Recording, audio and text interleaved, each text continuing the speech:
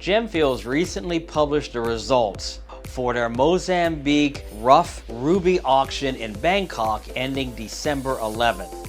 Now these results are very important for the industry because it can show you trends in production and demand and the price that will be moving forward for cut rubies from the rough. Gemfields went into an agreement in 2011 with a local company to start the exploration and later begin mining. In 2014, they had their first auction. And their ruby auctions are generally what they call mixed quality. So they sell commercial quality and they sell high quality all at the same auction. The auctions used to be in Singapore and then they moved to Bangkok. Gemfields is a great mine to visit. Guild has gone there before, documented the mining, and it's really interesting. It is by far the most important discovery in this century. And it's one of the most, if not the most, important ruby producing areas that have ever been discovered. When you're there, the area that you tend to see the most is the Magloto Pit 3, an open pit mine that is part of an ancient river. And that's where these alluvial or secondary deposit rubies were tumbled along by the water, and then they deposited when the water slowed because they're heavier than other material. So when you're in the pit of this huge pit mine, you see them using excavators to dig a very shallow layer of overburden, which is a reddish kind of soil, until they get for the ruby-bearing gravels. And then taking that gem-bearing gravel, putting it in trucks, and they go to the washing plant then. Another fantastic moment when you're visiting the mine is their primary deposit. And this primary deposit is in a greenish rock called amphibolite. And by primary deposit, I mean that's where the rubies form. And the amphibolite is weathered, so in this particular area, Mahenge Nice, you can actually walk on ruby crystals.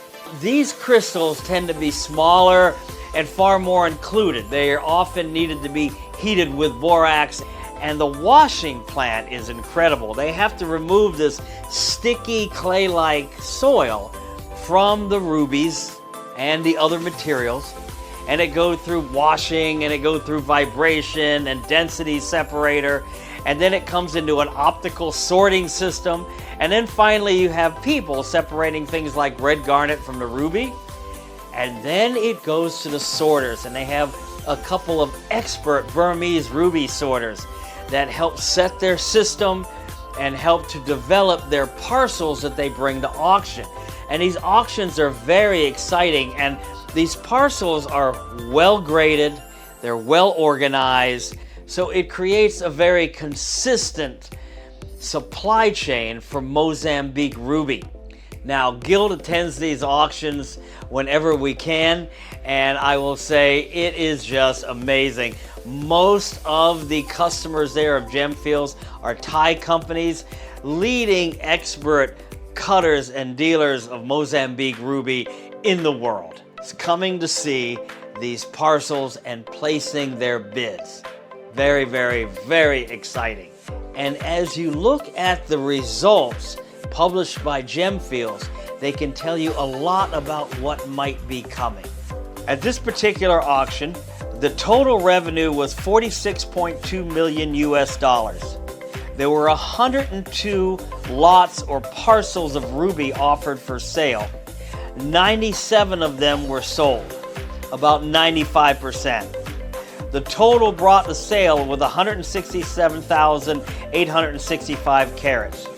Now, they had a lower quantity of premium rubies that they were able to offer for sale compared to what they have often in the past. But the average price per carat reached a record high for this auction.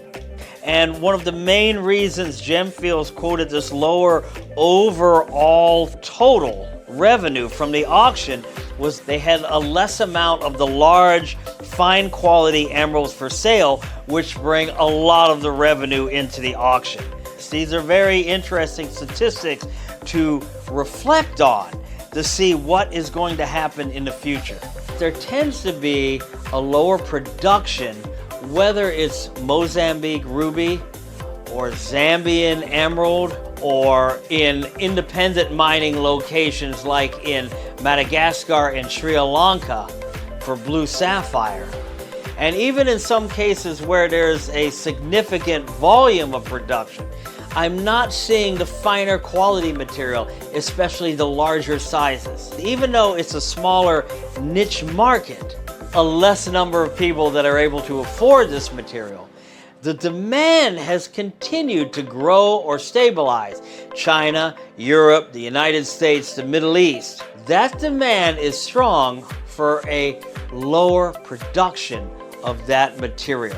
And that stabilizes the price of the larger, higher quality material, or allows it to keep rising, while prices may stabilize or drop a bit on commercial quality.